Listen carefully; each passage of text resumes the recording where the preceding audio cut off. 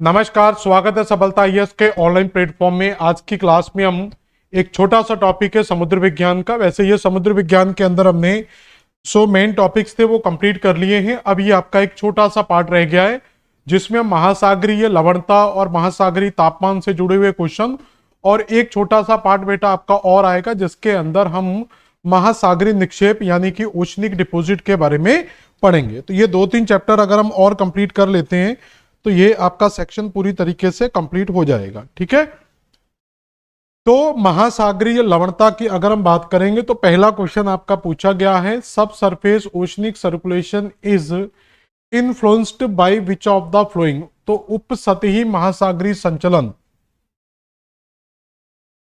किससे प्रभावित होता है? तो उपसतही सतह का मतलब होता है कि जब हम किसी भी ओशियन की बात करते हैं तो ओशियन में दो तरीके का मूवमेंट होता है। एक तो होता है आपका सरफेस वाटर और एक होता है आपका इनर वाटर। तो ये जो जब पानी का केवल ऊपरी संचलन मूवमेंट करता है, जब ऊपर का पानी मूवमेंट करता है तो उसको कहते हैं सरफेस वाटर सर्कुलेशन यानी कि अपर सी वाटर सर्कुलेशन। तो यहाँ जो क्वेश्चन पूछा गया वो आपसे ये पूछा जा रहा है कि जो अपर वाटर का जो सर्कुलेशन है वो किसके कारण होता है? बताएं क्या होगा आंसर। टेम्परेचर के कारण, लवणता के कारण, या लवणता और तापमान दोनों के कारण? तो याद रखना यहां पर जो मेन फैक्टर काम करता है बेटा हमारा वो टेम्परेचर काम करता है और लवणता भी काम करती है। तो किसी भी जगह पर उस जगह के पानी के मोमेंट में जो इंपैक्ट पड़ता है यानी कि इसको टेम्परेचर भी इंपैक्ट करेगा और प्रेशर सैलिनिटी भी इंपैक्ट करेगी। तो इसलिए इसका जो सही आंसर होगा वो हमारा क्या होगा? सी, तापमान और लवणता दोनों। तो तापमान भी महासागरीय जो सतह का संचलन है उसको प्रभावित करता है और लवणता भी इसको प्रभावित करती है। कैसे करती है उसको समझे जरा, इस डायग्राम से समझना जरा। यहां पर आपको एटमॉस्फेयर और सरफेस वाटर दोनों ही चीजें बिल्कुल क्लियर कट तरीके से समझ में आ जाएंगी। तो ये सारी चीजें डिसाइड होती हैं सन से। जो भी आपका जो इंपैक्ट है वो किसके थ्रू पड़ता है बेटा? तो वो सारी चीजों को जो कंट्रोल करने वाला माई बाप है वो कौन है? हमारा सन। सन में क्या होगा कि ये हमारा वाटर है और ऊपर मैंने एटमॉस्फेयर, तो वाटर और एटमॉस्फेयर दोनों को एक साथ समझना है। अब यहां पर क्या है कि इस चीज को समझे कि जब यहां पर सनलाइट आएगी तो सनलाइट में हमने दो एरियाज यहां पर बनाए हैं वाटर के और एक ये सेंटर वाला एरिया है। तो यहां पर क्या हो रहा है कि जो टेम्परेचर है, इस साइड हमने जो टेम्परेचर लिखा वो क्या है? Low temperature. मान लो ओशियन की कोई जगह यहां पर क्या पड़ रहा है? लो टेम्परेचर, यानी कि हाई लैटिट्यूड्स वाला एरिया हो सकता है।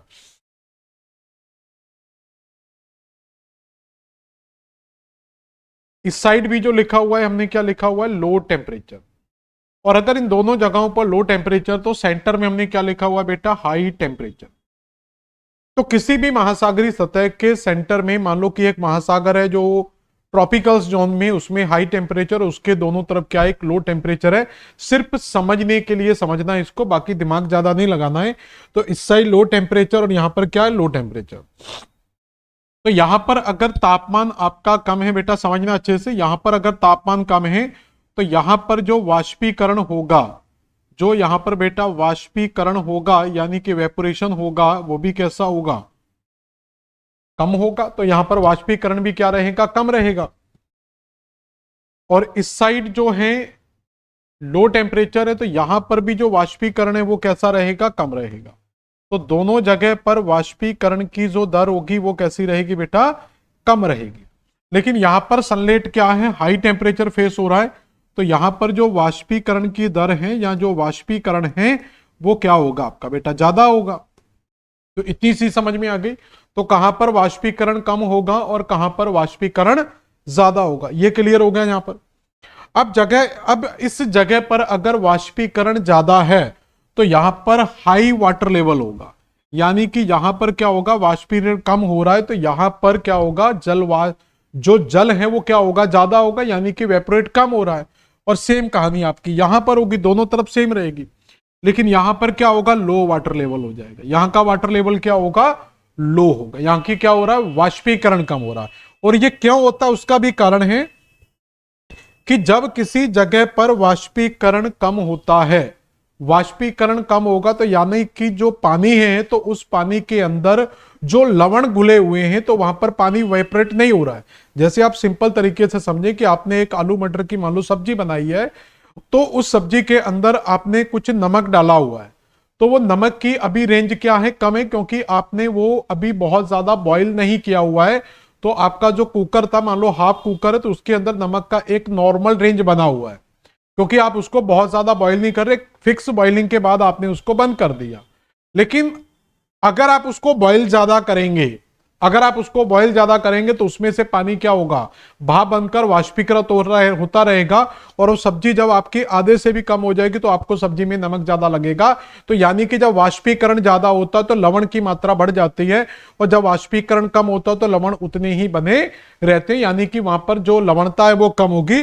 तो यहां पर जो लवणता है वो कैसी रहेगी, तो यहां पर लवणता कम होगी, और इस साइड वाष्पीकरण कम है तो यहां पर भी बेटा लवणता क्या होगी, कम होगी।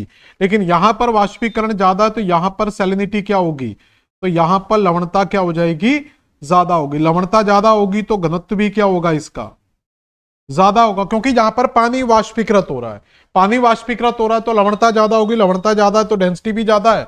यहां पर लवणता कम है तो घनत्व भी क्या है, कम है। और यहां पर लो डेंसिटी है तो यानी कि यहां पर भी घनत्व क्या होगा, कम होगा, और यहां पर घनत्व। तो जो डेंस वाटर है, यहां पर जो डेंस वाटर रहेगा वो डेंस वाटर क्या होगा, सबडक्ट होगा, यानी कि नीचे की ओर बैठेगा। तो डेंस वाटर जब नीचे बैठेगा समुद्र की तली में, तो यहां से टकराने के बाद ये दोनों दिशाओं में बेटा मुड़ेगा यहां से। तो जब ये दोनों दिशाओं से मुड़ेगा इस तरीके से, और ऊपर का पानी गर्म होता है, नीचे का पानी ठंडा होता है, तो ये ऊपर का डेंस वाटर जब नीचे आएगा तो इस पानी को ऊपर की ओर धकेलेगा, और ये पानी क्या होगा, यहां से ऊपर उठेगा। तो यहां से जो पानी ऊपर उठेगा इसी को कहते हैं अपवेलिंग। क्या होती है यहां पर, अपवेलिंग। और इस साइड भी पानी जब बेटा ऊपर उठेगा तो यहां पर भी क्या होगी, अपवेलिंग होगी। और अपवेलिंग हमेशा बेटा किसकी होती है, ठंडे पानी की अपवेलिंग होती है, क्योंकि नीचे का पानी क्या होता है, ऊपर की ओर, यानी कि एक वर्टिकल मोशन बनने लगता है। तो यहां पर पानी नीचे आ रहा है, यहां का पानी ऊपर जा रहा है। तो यहां का जब पानी ऊपर आएगा तो देखो फिर से वही चीज आ गई कि हाई वाटर लेवल होगा, और यहां का पानी नीचे जाएगा तो यहां का वाटर लेवल अपने आप क्या हो जाएगा, कम, और यहां पर पानी आएगा तो यहां का वाटर लेवल बढ़ जाएगा। तो इस तरह वाटर लेवल ज्यादा, इस तरह वाटर लेवल ज्यादा, तो बीच में तो इस तरीके का एक स्लोप बनेगा।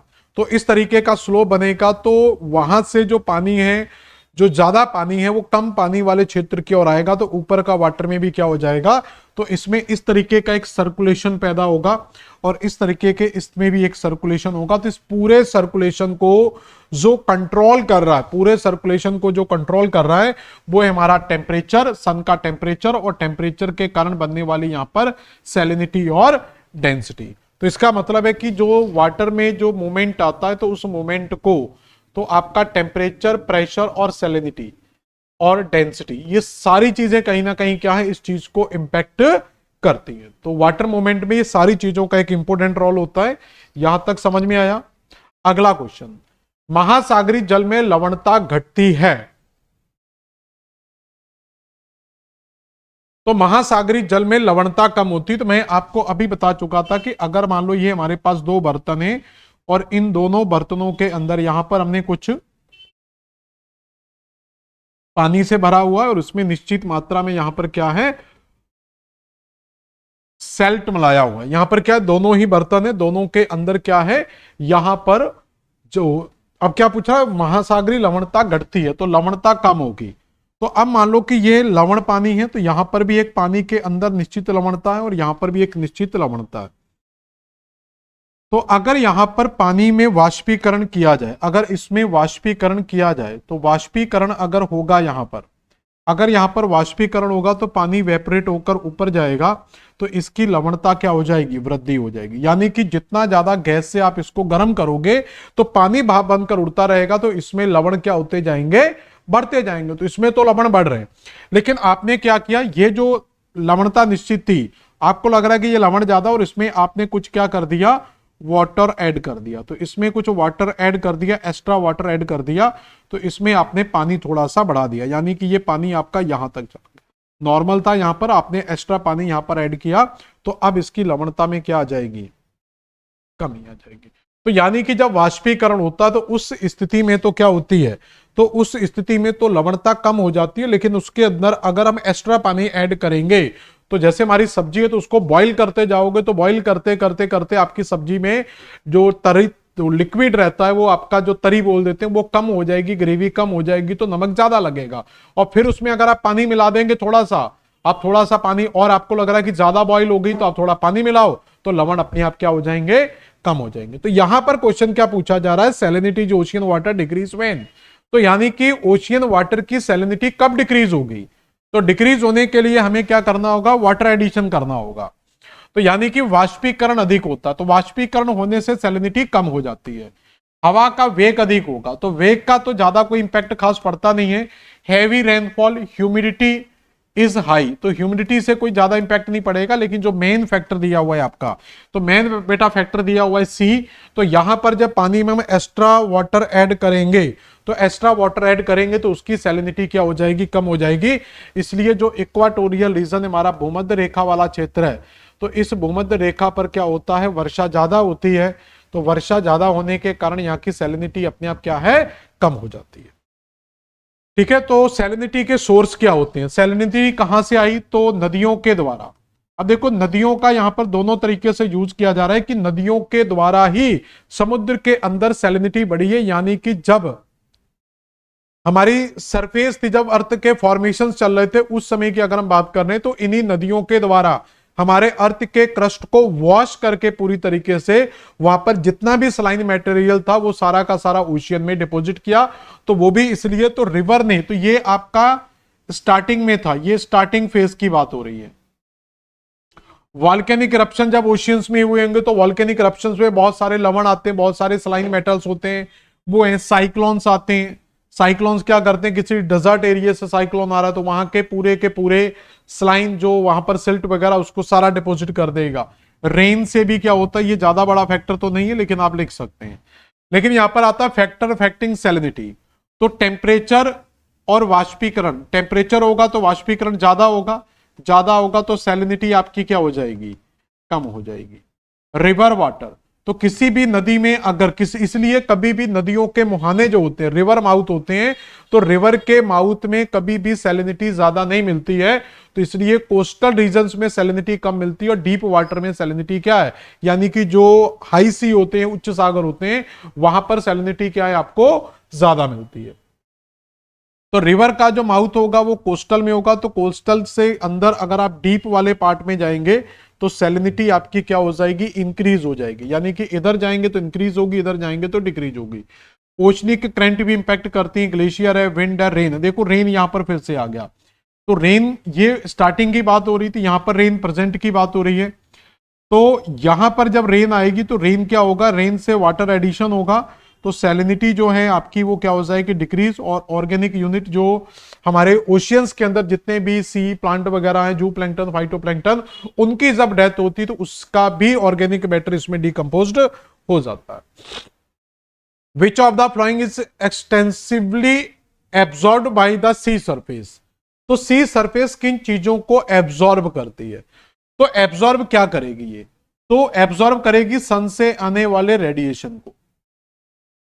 तो जो सोलर रेडिएशन है वो हमारे अर्थ के सरफेस पर जाएगा और इसी अर्थ सरफेस पर कहीं ना कहीं, इसी अर्थ सरफेस पर, हमारा सरफेस पर कुछ लैंड पार्ट भी हैं और कुछ आपको वाटर बॉडीज भी मिलेंगी। तो मान लेते हैं यहां पर कुछ वाटर बॉडीज है सरफेस के ऊपर, तो ये हमारा सरफेस है, कुछ माउंटेन्स है, कुछ वाटर बॉडीज हैं। तो अभी सी को ज्यादा टारगेट करना है, तो यहां पर जो रेडिएशन आएगा, ये जो सन से रेडिएशन आता है इसको बेटा कहा जाता है सोलर विकिरण या सौर विकिरण। क्या कहा जाता है, सौर विकिरण, यानी कि सोलर रेडिएशन। तो सन से आने वाले रेडिएशन को क्या कहा जाता है बेटा, सोलर रेडिएशन के नाम से जाना जाता है। और ये सोलर रेडिएशन हमारे अर्थ के सरफेस के द्वारा एब्जॉर्ब किया जाता है। और जब ये क्या होगा,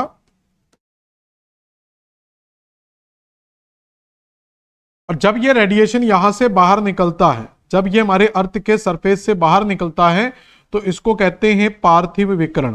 क्या बोला जाता है, पार्थिव विकिरण। तो ये सतह और पानी दोनों से जाएगा, ये नहीं कि केवल यहां पर याद रखना, ओवरऑल अर्थ याद रखना। इसको कहते हैं टेरेस्ट्रियल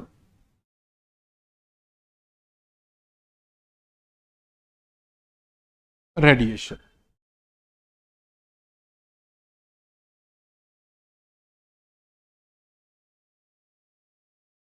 समझे जरा।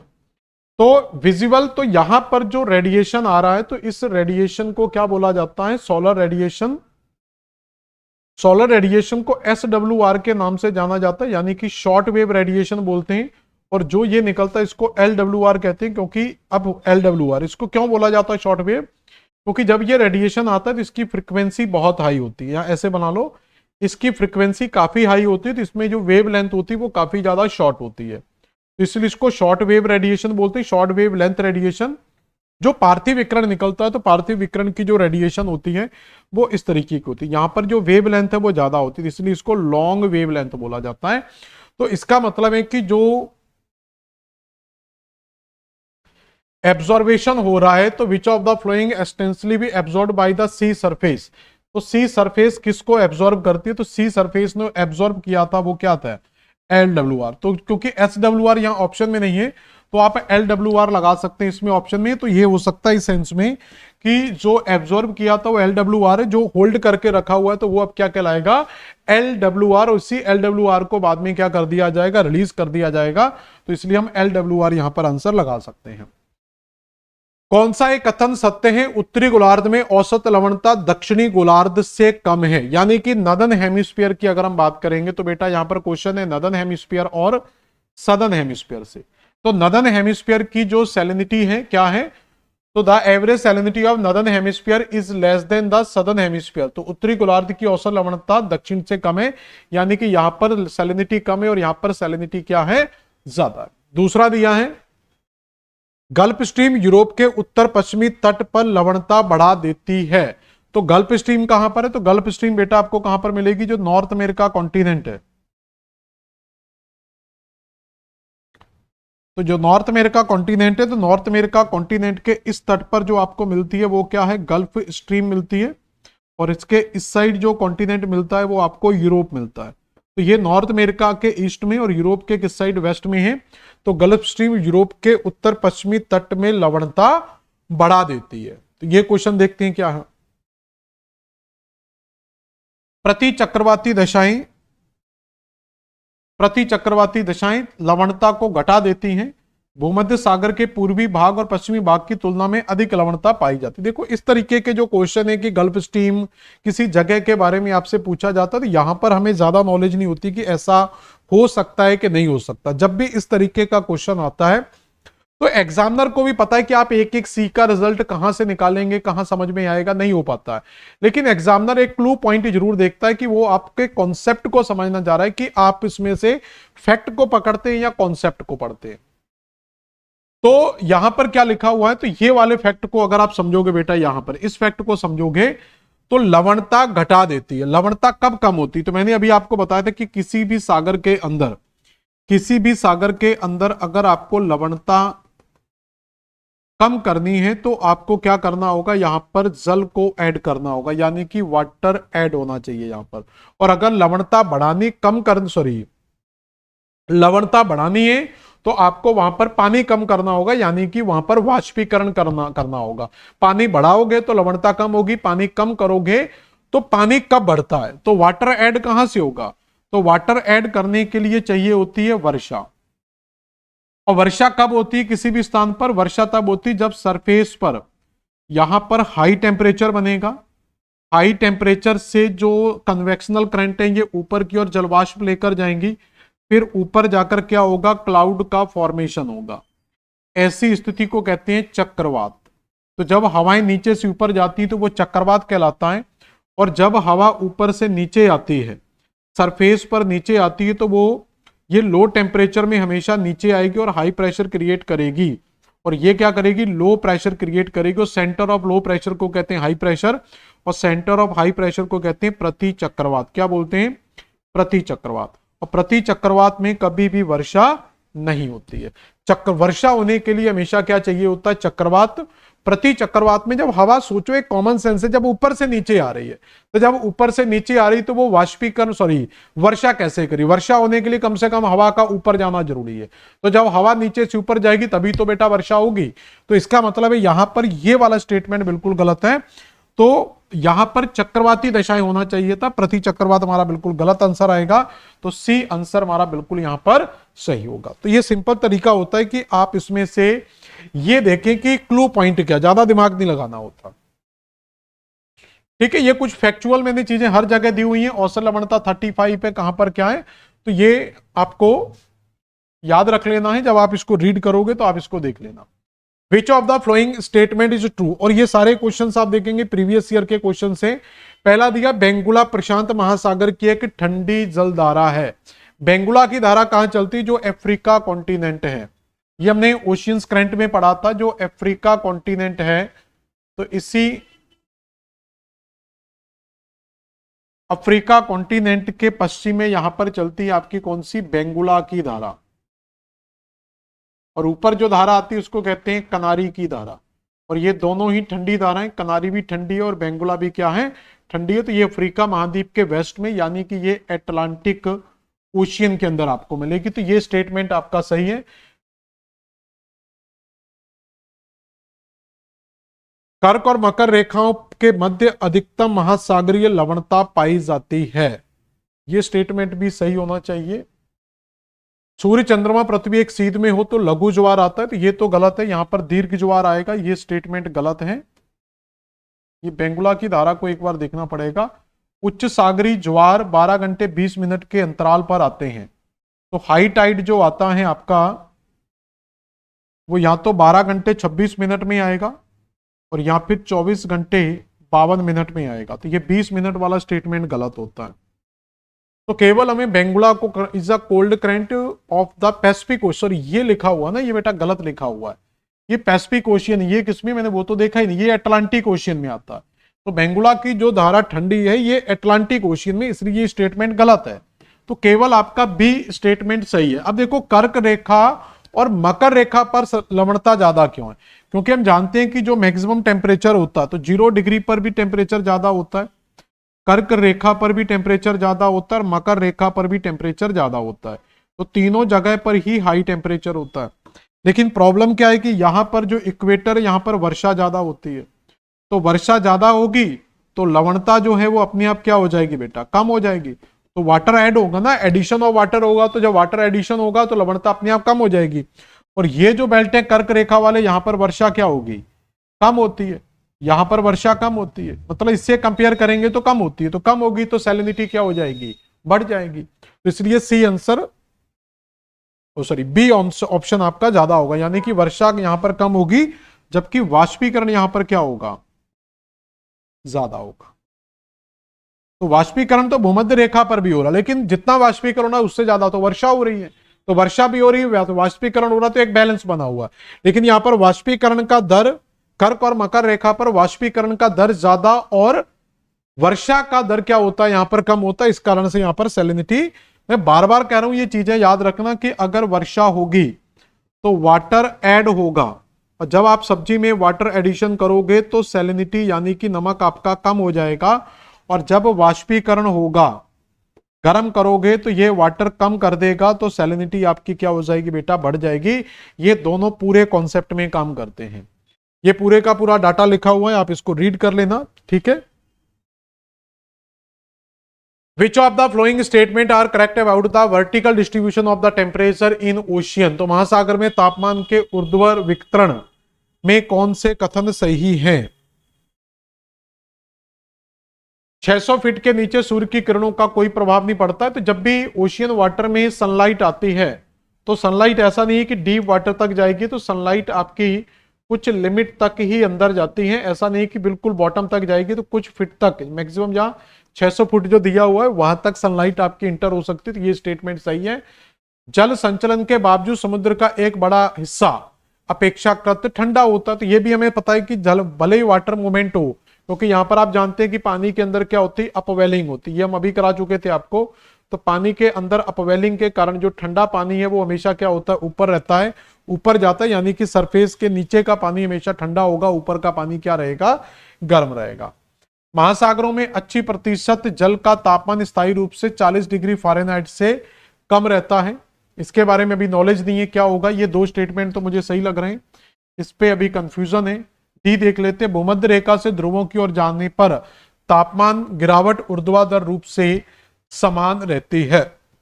ये नहीं रहेगा, ये गलत है, क्योंकि भूमध्य रेखा से अगर हम 0 डिग्री से अगर हम नॉर्थ पोल या साउथ पोल की ओर जाते हैं, जब भी हम जाएंगे तो टेम्परेचर डाउन होगा। तो जब सरफेस का टेम्परेचर यानी कि जब सनरेज कम आएंगी तो वहां के सरफेस टेम्परेचर और डीप वाटर में भी डिफरेंसेस आएंगे। तो ये स्टेटमेंट मेरे हिसाब से गलत होना चाहिए। तो जिसमें डी है उसको हटा दो, ये डी दिया, ये डी दिया, तो तीनों स्टेटमेंट हटा दो, तो आंसर क्या आ जाएगा, ए। तो जिसके बारे में नहीं पता होता उस पर ज्यादा दिमाग नहीं लगाना, लेकिन जिसके बारे में पता है उस पर तो दिमाग लगा सकते हो ना। तो सही आंसर क्या आएगा, ए। अगला है उत्तरी गोलार्ध में महासागर दक्षिणी गोलार्ध की तुलना में अपेक्षाकृत। अब एक चीज और, मैंने पहले भी ये क्वेश्चन कराया था कि उत्तरी गोलार्ध में लवणता कम और दक्षिणी गोलार्ध में लवणता ज्यादा पाई जाती है। उसका कारण क्या है कि दक्षिणी गोलार्ध में महाद्वीप कम है और उत्तरी गोलार्ध में महाद्वीप ज्यादा है। तो जहां पर सागरी भाग ज्यादा होगा वहां पर लवणता क्या होगी, ज्यादा। तो इसलिए दक्षिणी गोलार्ध की लवणता ज्यादा होती है और उत्तरी गोलार्ध की लवणता कम होती है। उत्तरी गोलार्ध में महासागर दक्षिणी गोलार्ध की तुलना में अपेक्षाकृत अधिक औसत तापमान दर्ज करते हो। ये क्वेश्चन टेम्परेचर पर है, तो कि उत्तरी गोलार्ध में टेम्परेचर ज्यादा मिलता है या दक्षिणी गोलार्ध को मिलता है। तो उत्तरी गोलार्ध में लैंड पार्ट क्या है, ज्यादा। तो लैंड पार्ट है तो वो हीट को ज्यादा एब्जॉर्ब करेगा, तो वहां पर तापमान क्या रहेगा, ज्यादा रहेगा। उत्तरी और दक्षिणी गोलार्ध में तापमान के भिन्नता दोनों गोलार्धों में भूमि और महासागर के वितरण की असमानता के कारण होती है। ये सही है। तो दोनों महासागरों के अंदर आप जाओगे तो अगर आप दोनों गोलार्धों में देखोगे तो ये नदर्न हेमिस्फीयर और ये सदर्न हेमिस्फीयर। नदर्न हेमिस्फीयर में जो लैंड है वो ज्यादा है और जो सी पार्ट है वो क्या है, कम है। नीचे क्या है, जो लैंड है वो कम है लेकिन जो सी पार्ट है वो क्या है, ज्यादा। तो इस तरीके से ये आंसर निकल आता है। तो इसका जो सही आंसर बेटा बैठेगा वो आप लगा सकते हैं, ए और आर दोनों सही हैं और आर एक की बेटा सही व्याख्या भी कर रहा है, क्योंकि ये जो टेम्परेचर प्रेशर जो भी डिफरेंसेस आते हैं वो इसके वितरण के कारण ही आते हैं। अगला क्वेश्चन क्या है, in which of the flowing water bodies is lowest salinity found. तो कहां पर सबसे कम सैलिनिटी मिलती है, तो किस सागरी जल के अंदर सबसे लोएस्ट सैलिनिटी मिलती है। तो यहां पर देखेंगे तो सबसे ज्यादा सैलिनिटी है जो वॉन झील के अंदर मिलती है, तुर्की के अंदर। तो तुर्की के अंदर मिलने वाली, इसका कई बार एक कंट्री और मिलती है शायद ईरान वगैरह में।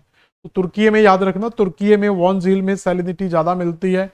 मृत सागर जो जॉर्डन इजराइल की सीमा पर है, तो जो जॉर्डन इजराइल की सीमा पर ये स्थित है तो यहां पर भी सैलिनिटी ज्यादा यहां पर। और ग्रेट सॉल्ट लेक में तो नाम से क्लियर है, ग्रेट सॉल्ट। तो ग्रेट सॉल्ट लेक जो अमेरिका में मिलेगी तो यहां पर ऑलरेडी सैलिनिटी क्या है, ज्यादा है। बचेगी आपकी कौन सी, काराबुगास की खाड़ी। तो काराबुगास की खाड़ी जो कैस्पियन सी है तो उसी का एक लैगून पार्ट है कैस्पियन सागर का, काराबुगास की खाड़ी। तो कैस्पियन सागर बहुत बड़ा है तो उसकी सैलिनिटी ओवरऑल सबसे बड़ी स्लाइन वाटर बॉडीज हमारी कैस्पियन सागर है, सबसे ज्यादा सैलिनिटी नहीं है उसमें। तो उसी का एक पार्ट है काराबुगास की खाड़ी, जो कैस्पियन सागर का ही एक लैगून है, वहां पर लवणता आपको कम मिल जाएगी। तो काराबुगास की खाड़ी में न्यूनतम लवणता पाई जाती है जिसकी लवणता कम से कम कितनी है, 17। तो ये जब भी हम लिखते हैं ना ये परसेंट जरूर लिखता है लेकिन इसको पर 1000 में निकालते हैं, ऐसे करके ये परसेंटेज आता है। इसको नॉर्मली ये प्रिंट होने में दिक्कत आती है तो पर 1000 का साइन हमेशा ये रहेगा। तो जब भी हम सैलिनिटी को निकालते हैं तो पार्ट्स पर 1000 निकालते हैं कि 1000 पार्ट्स के अंदर कितने पार्ट्स हमारे लवणता के हैं। संयुक्त राज्य अमेरिका की ग्रेट लेक्स में 220 पार्ट्स पर 1000 है। मृत सागर की जो है ये 238 पार्ट्स पर 1000। टर्की की वॉन लेक की 330 लवणता है। महासागरों की औसत लवणता 35 है। भूमध्य रेखा पर लवणता 34 है। उच्च लवणता 20 और 40 उत्तरी महासागरों में पाई जाती है। यहाँ पर तो ये जरूरत नहीं है करने की, तो ये आपको नॉर्मली याद रखना। विच of the flowing factor does not control salinity. तो कौन सा पार्ट है जो सैलिनिटी को कंट्रोल नहीं करता है। तो सैलिनिटी को हम एक चीज जानते हैं कि पहले से जानते हैं, वर्षण। तो वर्षा क्या करती है, अगर किसी भी स्थान पर वर्षा होगी तो वर्षा में क्या होगा, जल ऐड होगा, प्लस होगा, वाटर एडिशन होगा। तो वाटर एडिशन होगा तो जो सैलिनिटी है जो हमारी आर्द्रता है बेटा, जो सैलिनिटी है, वो क्या हो जाएगी, कम हो जाएगी। दूसरा वाष्पीकरण है, तो अगर किसी भी जगह पर जल वाष्प में कन्वर्ट हो जाता है तो वहां पर जल में क्या आ जाएगी, कमी आएगी। तो जल आपका कम हो जाएगा, तो कम होगा तो सैलिनिटी क्या हो जाएगी बेटा, बढ़ जाएगी। ये कॉन्सेप्ट रट लेना, सीख लेना, बार बार काम आएगा। कोस्टल स्ट्रक्चर, नदी प्रवाह। तो रिवर का मैंने बताया था कि रिवर जब भी किसी कोस्टल रीजन में रिवर आती है, तो कोस्टल रिवर में जब रिवर आती है तो ये हमेशा क्या करती है, फ्रेश वाटर ऐड करती है।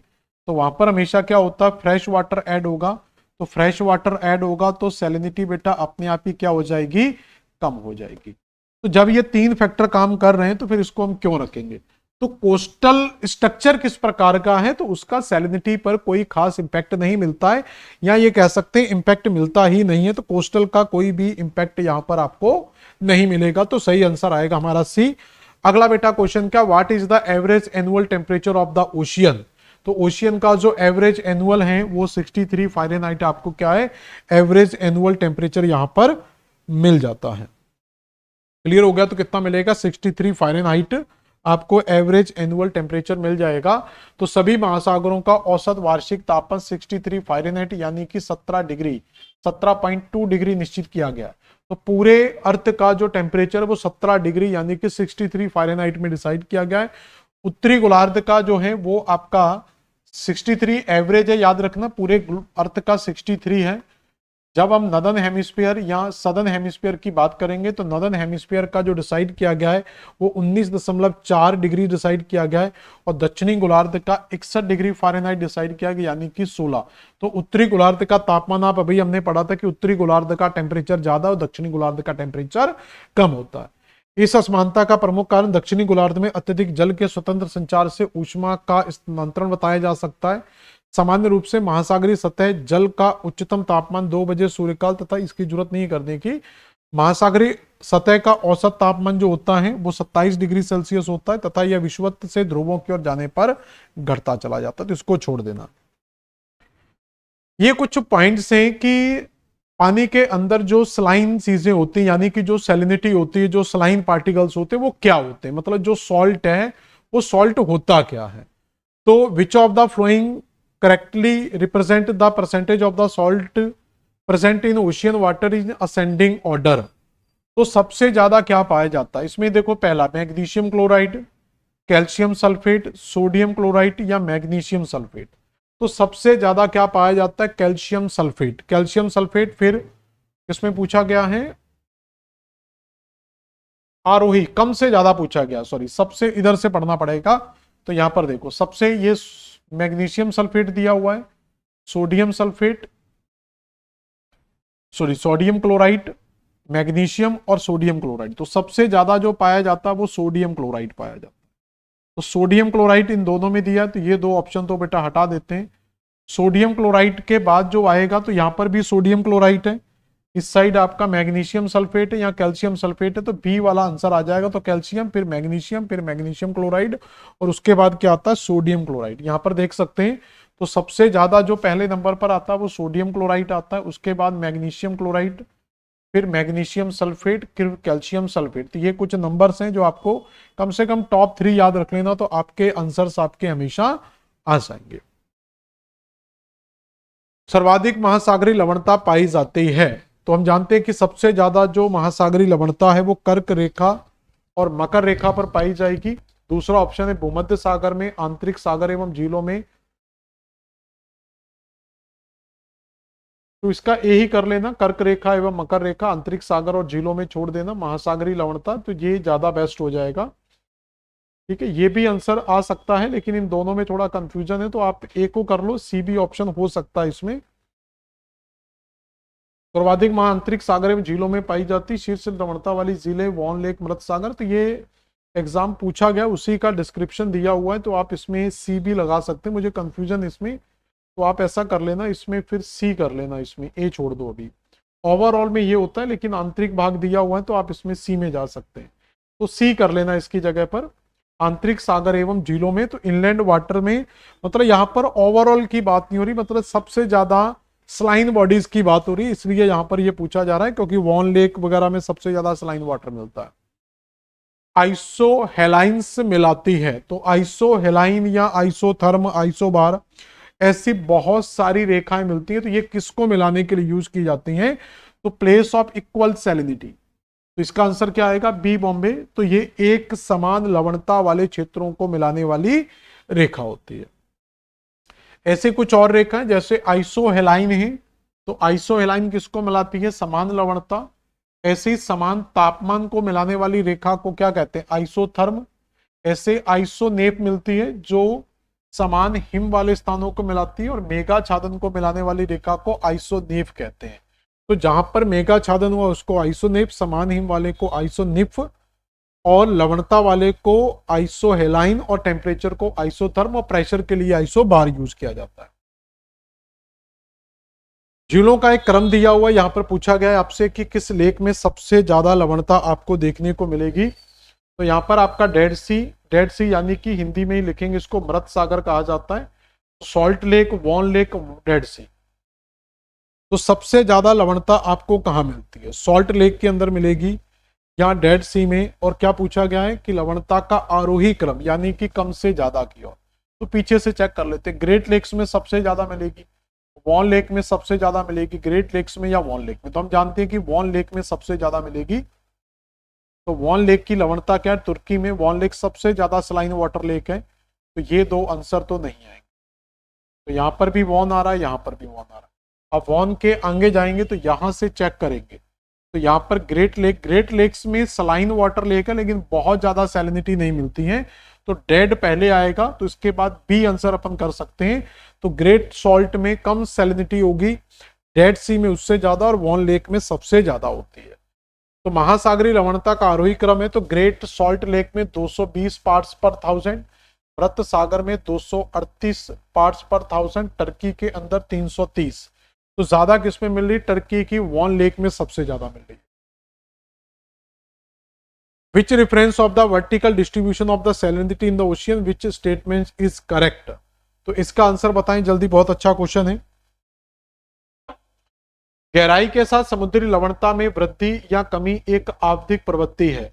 तो गहराई के साथ समुद्र की लवणता में वृद्धि होना, तो एक चीज क्या होती है कि जब भी हम सी वाटर में जाते हैं तो सी वाटर में क्या होता है कि मैंने अभी आपको बताया था कि जब किसी भी जगह पर मान लो हाई टेम्परेचर या लो टेम्परेचर होगा, तो यहाँ पर वाष्पीकरण उसी तरीके, तो यहाँ वाष्पीकरण ज्यादा होगा, हाई टेम्परेचर में ज्यादा होगा, और यहाँ पर वाष्पीकरण कम होगा। तो उसी बेस पर यहाँ पर क्या होता है? वाटर की सैलिनिटी डिसाइड होती है, और सैलिनिटी बढ़ती है तो यहाँ की डेंसिटी भी बढ़ेगी, और डेंस वाटर सैलिनिटी को लेकर क्या होगा? नीचे जाएगा। तो नीचे वाले वाटर में सैलिनिटी क्या हो जाएगी? तो डेंस सलाइन वाटर क्या होता है? नीचे बैठता है।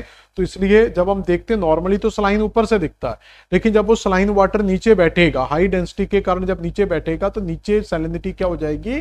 बढ़ने लग जाएगी। तो क्या क्वेश्चन पूछा गया है कि कौन सा कथन सही है? तो गहराई के साथ समुद्री लवणता में वृद्धि या कमी एक आवधिक प्रवृत्ति है। The periodic trend of the increase और decrease oceanic with the depth. तो ये अभी कंफ्यूजन में इसमें क्या हो सकता है कि दोनों चीज दी हुई है। भूमध्य रेखीय क्षेत्रों की पहचान अत्यधिक वर्षा के कारण उच्च लवणता से होती है। तो जब वर्षा ज्यादा होगी, high salinity to excessive rainfall, excessive के कारण नहीं होगा, लो रेनफॉल के कारण होगा। तो जब वर्षा ज्यादा होगी तो सैलिनिटी क्या हो जाती? कम हो जाती। ये स्टेटमेंट तो बिल्कुल गलत है। तल पर घने पानी की उपस्थिति के कारण उच्च अक्षांशों में गहराई के साथ लवणता घटती है। तो in high latitudes salinity decrease with the depth due to the presence of the dense water at the bottom. तो ये डिक्रीज नहीं होगा, ये इंक्रीज होना चाहिए। क्या होना चाहिए? यहाँ पर इंक्रीज होना चाहिए। तो ये स्टेटमेंट भी हमारा गलत है। मध्य अक्षांशों में समुद्र की लवणता कुछ निश्चित सीमा तक बढ़ जाती है और उसके बाद उसमें गिरावट शुरू हो जाती है। तो ये स्टेटमेंट आपका यहाँ पर क्या है? सही है। तो बाकी का ये स्टेटमेंट में भी थोड़ी सी गड़बड़ है, ये कंफ्यूजन में, लेकिन ये वाला डी आंसर आप लगा सकते हो। ये आंसर आपका सही होगा। तो महासागरों में लवणता के लंबवत वितरण की दृष्टि से इसमें अनियमितता पाई जाती, यानी कि ये फिक्स नहीं होता, इसलिए पहला स्टेटमेंट गलत था। मध्य अक्षांशों में समुद्र की लवणता कुछ समय तक बढ़ती है और उसके बाद गिरावट शुरू हो जाती है, क्योंकि वर्षा कम ज्यादा होती रहेगी, टेम्परेचर कम ज्यादा होता रहेगा। बाकी के फैक्टर नॉर्मल ही है। Which of the following factor does not affect the horizontal distribution of the temperature of ocean? बताओ क्या होगा। तो निम्नलिखित कारकों में से कौन सा महासागरों के तापमान के क्षैतिज वितरण को प्रभावित नहीं करता। क्षैतिज वितरण होता है जो इस तरीके से चलता है, और लंबवत वितरण होता है जब समुद्र में गहराई में चलता है। तो क्षैतिज वितरण को कौन प्रभावित नहीं करता है? तो लैटिट्यूड तो सबसे मेन फंक्शन होता है डिवाइड करने का, क्योंकि हाई लैटिट्यूड्स में टेम्परेचर कम होता है, लो लैटिट्यूड्स में टेम्परेचर ज्यादा होता है। और सबसे मतलब यानी कि इक्वेटर से अगर हम भूमध्य रेखा की ओर, भूमध्य रेखा से अगर हम ध्रुवों की ओर जाएंगे तो तापमान में कमी आती है। तो तापमान जगह जगह पर डिवाइड होता है, वो किससे? अक्षांशों से। सूर्य ताप की मात्रा, तो इंसोलेशन यानी कि इनकमिंग सोलर रेडिएशन, तो सूर्य से आने वाला जो सूर्य ताप होता है वो भी कहीं ना कहीं टेम्परेचर महासागरों के तापमान को प्रभावित करता है।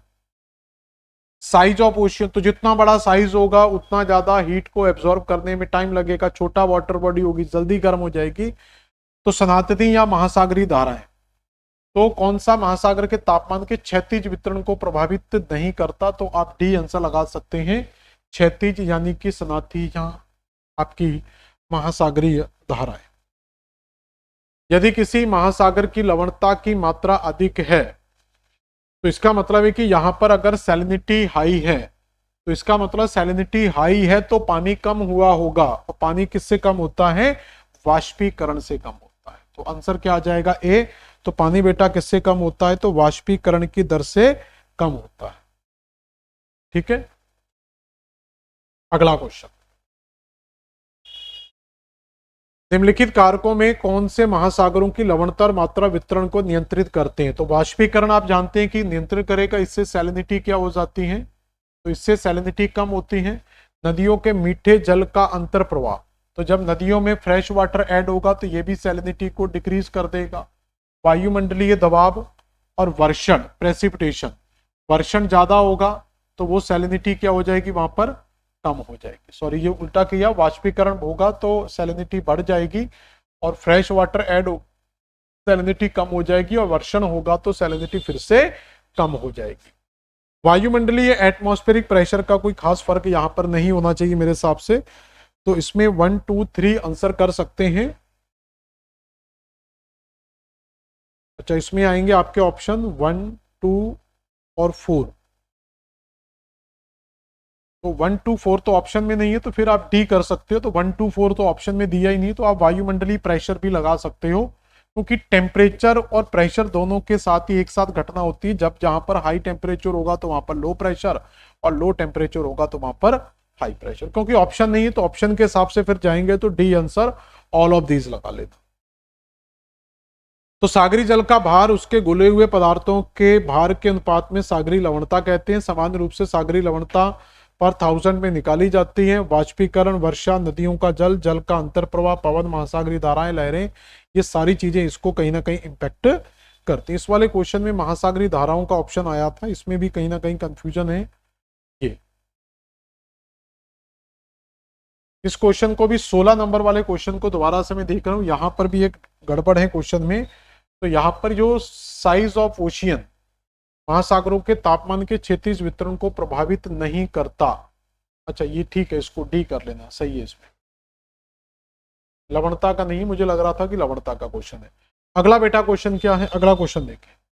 विच salt is present in the abundant quantity in sea water. तो सबसे ज्यादा क्या पाया जाता है? तो हम पढ़ चुके थे कि सोडियम क्लोराइड क्या है, सबसे ज्यादा मात्रा में पाया जाता है। तो बी बॉम्बे आप सही आंसर कर सकते हैं इसका। तो सोडियम क्लोराइड यहां पर क्या सबसे ज्यादा मात्रा में पाया जाता है। अगला ऑप्शन क्या है? आइसोहेल के स्तर को प्रदर्शित करने के लिए प्रयुक्त की जाती है। तो इक्वल जो सनशाइन होती है उसके लिए किसका यूज किया जाता है? आइसोहेल का। हेलाइन नहीं है, आइसोहेल। आइसोहेलाइन अलग होता है, वो समान लवणता के लिए होता है, ये आइसोहेल है। वह समुद्री सीमा जहां पर तापमान तेजी से कम हो जाता है, वह समुद्री सीमा जहां पर टेम्परेचर क्या होने लगता है? कम होने लगता है, उसको कहते हैं थर्मोक्लाइन। ये डीप वाटर के लिए यानी कि वर्टिकल के लिए यूज किया जाता है थर्मोक्लाइन। उच्च लवणता 20 से 40 डिग्री अक्षांशों के बीच में पाई जाती है। तो 20 से 40 डिग्री यानी कि कर्क रेखा के आसपास का जो क्षेत्र होता है, तो कर्क रेखा के आसपास और मकर रेखा के आसपास का जो क्षेत्र है, यहां पर टेम्परेचर ज्यादा होगा तो तापमान ज्यादा होगा तो वाष्पीकरण भी ज्यादा होगा, तो सैलिनिटी आपकी क्या हो जाएगी, बढ़ जाएगी। लवणता मध्य अक्षांशों से उच्च अक्षांशों की ओर घटती जाती है। तो मध्य अक्षांशों से उच्च अक्षांशों की ओर जाएंगे तो लवणता में, यानी कि अगर विषुवत रेखा से जाएंगे तो ऊपर जाएंगे तो यहां पर क्या होता जाएगा, यहां से जाएंगे तो सैलिनिटी कम होती जाती, क्योंकि टेम्परेचर भी कम होता है, टेम्परेचर कम होगा तो वाष्पीकरण कम होता जाएगा, तो ये सैलिनिटी भी क्या होती जाएगी, वहां की कम होती जाएगी। तो ये दोनों ही स्टेटमेंट मेरे हिसाब से सही है। तो इसका जो सही आंसर है आप लगा सकते हैं ए या बी। तो ए का मतलब ये कि ये इसकी व्याख्या तो सही नहीं कर रहा है, तो आप बी आंसर लगा सकते हो। ए और आर दोनों स्टेटमेंट सही है, लेकिन ये इसकी सही व्याख्या नहीं करता है। अगला क्वेश्चन देखें। अगला क्वेश्चन क्या, निम्नलिखित में से कौन सा महासागर जल के तापमान वितरण को प्रभावित करने वाला कारक नहीं है। तो भूमि, तो महासागर के तापमान की बात हो रही है, uneven distribution of land and water, ये तो करेगा ही करेगा, ये तो करेगा ही करेगा। अक्षांश करेंगे करेंगे, विंड भी इंपैक्ट करती है टेम्परेचर को। Slope of the land toward the sea, तो इससे कोई नहीं फर्क पड़ता कि समुद्र की तरफ जो स्थल का ढाल है वो किस तरीके का ढाल, चाहे स्ट्रेट हो चाहे स्लैंट हो, किसी भी एंगल पर हो, तो इसका कोई इंपैक्ट नहीं पड़ेगा। अगला क्वेश्चन क्या है, किस सागर में 37 पर थाउजेंड से, जब भी मैं कह रहा हूं ये परसेंटेज का साइन आए तो इसको आप इस एंगल से समझेंगे, पार्ट्स पर थाउजेंड से 41% या पार्ट्स पर थाउजेंड के मध्य लवणता की मात्रा पाई जाती है। लाल सागर, फारस की खाड़ी, उत्तरी सागर और बोतनिया की खाड़ी। ये इस तरीके के क्वेश्चन थोड़े से टफ होते हैं क्योंकि हमें इसका एग्जैक्ट डाटा नहीं पता होता है। तो जो आयोग ने इसमें आंसर माना है वो लाल सागर दिया हुआ है। तो इसमें देखोगे तो ये अलग अलग, क्योंकि इतने ज्यादा सागर हैं कि आप हर सागर की लवणता को याद नहीं कर पाओगे, लेकिन फिर भी इसमें कुछ डाटा है, जैसे फारस की खाड़ी, कैरिबियन सागर, ठीक है ना, रूम सागर यानी कि मेडिटेरेनियन सी, और बॉस जल डब्लू, ये अलग अलग सैलिनिटीज हैं, यहाँ पर इसको रटने की जरूरत नहीं है आपको कुछ भी। किस झील की लवणता सर्वाधिक है, तो हम जानते हैं कि मॉन लेक की लवणता सबसे ज्यादा है, जो कहां पर स्थित है, टर्की में स्थित है। टिटिकाका झील की अगर हम बात करेंगे तो टिटिकाका झील कहां पर है, ये नॉर्थ साउथ अमेरिका में, साउथ अमेरिका में जो पेरू देश है, पेरू और बोल्विया की सीमा पर स्थित है। विश्व की सबसे ऊंची नौगम्य झील है टिटिकाका। विक्टोरिया आपकी अफ्रीका कॉन्टिनेंट के अंदर मिल जाती है, बलखास आपको एशिया के अंदर ही मिल जाएगी, कजाकिस्तान के अंदर। Which of the following sea is salinity is lowest, तो सबसे कम सैलिनिटी किसके अंदर मिलेगी, तो सबसे कम सैलिनिटी किस सागर के अंदर मिलेगी, भूमध्य सागर, अरब सागर और लाल सागर। तो सबसे कम मिलती है आपको ब्लैक सी के अंदर, काला सागर के अंदर, क्योंकि ये छोटा सागर और इसके अंदर बहुत सारी नदियां अपना मुहाना बनाती हैं, और मुहाना बनाने के कारण यहाँ पर फ्रेश वाटर एडिशन क्या होता है, सबसे ज्यादा होता है। Identify the correct descending order of the quality of the following minerals available in the sea water using the code. तो खनिजों का अवरोही क्रम क्या है, डिसेंडिंग ऑर्डर यानी कि ज्यादा से कम। तो सबसे ज्यादा जो है वो सोडियम क्लोराइड पाया जाता है, तो पहला आंसर आपका सोडियम क्लोराइड यहां से आ जाएगा, तो बी बॉम्बे आप इसमें सोडियम क्लोराइड आंसर लगा सकते हैं। और बी के बाद जो पाया जाता है वो मैग्नीशियम क्लोराइड पाया जाता है। ए देख लो कहां दिया है, तो यहां पर ए है, यहां पर ए, यहां नहीं है, तो ये आंसर आएगा नहीं। तो आपका बी ए सी डी, तो सबसे पहले पाया जाएगा आपका बी ए सी यानी कि 3 नंबर, और ये डी पर आ जाएगा 4 नंबर। अगला क्वेश्चन क्या है, समताप रेखा, सम लवणतेरा, सम वाह गति रेखा और आइसोनीफ, इनको मैच करने के लिए दिया गया आपसे कि कौन सा इनमें से सही मैच होगा। तो समताप रेखा हम जानते हैं कि समान तापमान वाले क्षेत्रों को मिलाने वाली, तो बादल के समान या प्रतिशत वाली रेखा, समान अवधि में धूप वाले स्थानों को जोड़ने वाली रेखा, यानी कि ये आंसर आएगा आपका ए का 2। तो ए का 2 आपका यहां दिया हुआ, यहां दिया हुआ, तो ये दो ऑप्शन तो हटा सकते हैं, ए या सी में से आंसर आएगा आपका। दूसरा सम लवण रेखा हम जानते हैं कि समान लवणता वाले क्षेत्रों को मिलाने के लिए जाती है, तो ए का 3 आएगा, यहां पर भी 3 दिया है और यहां पर भी 3 दिया, अभी तक सही है। आइसोनेफ के बारे में हमने पढ़ा था कि ये वर्षण से संबंधित होती है, तो ये आपका यहां पर आ जाएगा 1, ये आ गया, और ये डी हो जाएगा, तो ए आंसर लगा लेना। और समवाह गति रेखा वायु की गति वाले स्थानों को मिलाने वाली रेखा होती है। अगला क्वेश्चन क्या बेटा, अगला क्वेश्चन देखें। विच of the flowing represent the circulatory movement of the water warm surface water and the cold deep water shape through all oceans. तो ये मैं आपको पहले ही बता चुका था कि जो हमारा वाटर होता है तो इसमें एक वर्टिकल मोशन चलता है। तो यहां से क्या होता है, जो डेंस वाटर है वो नीचे बैठेगा और इस वाटर को ऊपर की ओर रिप्लेस करेगा। इसको कहा जाता है अपवेलिंग। तो यहाँ पर क्या होने लगती है, अपवेलिंग। और जब यहां से वाटर राइज करेगा तो ये फिर इस साइड आ जाएगा और इधर का वाटर फिर इस साइड आ जाएगा। तो दोनों तरफ का वाटर क्या होता है, इस डायरेक्शन में मूवमेंट करता है। तो इस तरीके से पानी के अंदर क्या होता है, एक सर्कुलेशन बन रहा है। तो ऐसे पानी के अंदर क्या होता है, सर्कुलेशन बनता है। तो इसको कन्वेयर सर्कुलेशन के नाम से जाना जाता है। तो ऐसे सर्कुलेशन को क्या कहते हैं, कन्वेयर बेल्ट सर्कुलेशन के नाम से जानते हैं।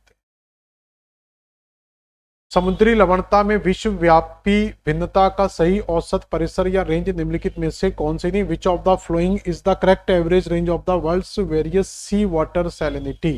तो पूरे वर्ल्ड में सी वाटर सैलिनिटी का जो अंतर आता है वो आपका 34 से 37 के बीच में, ये पार्ट्स पर थाउजेंड में रहेगा। ये मैं बार बार बता रहा हूं। तो इसका सही आंसर क्या आ जाएगा आपका, सी इसका बिल्कुल सही आंसर हो जाएगा। क्लियर हो गया, तो सही आंसर क्या होगा, सी। तो ये आपके कुछ सैलिनिटी से जुड़े हुए टॉपिक्स के क्वेश्चन थे जो आज की क्लास में हमने कंप्लीट किए। नेक्स्ट जो क्लास होगी उसके अंदर आपको एक लास्ट टॉपिक आपका ओशिनोलॉजी का बचा हुआ, जिसमें हम ओशियन डिपॉजिट के बारे में पढ़ेंगे और कुछ इस टॉपिक के और भी क्वेश्चन है उसको भी अपन कवर करेंगे। तो कल की क्लास होगी वो महासागरीय निक्षेप के ऊपर होगी, एक छोटी सी क्लास। तो आज की क्लास यहीं समाप्त करते हैं, मिलते हैं नेक्स्ट क्लास में। धन्यवाद।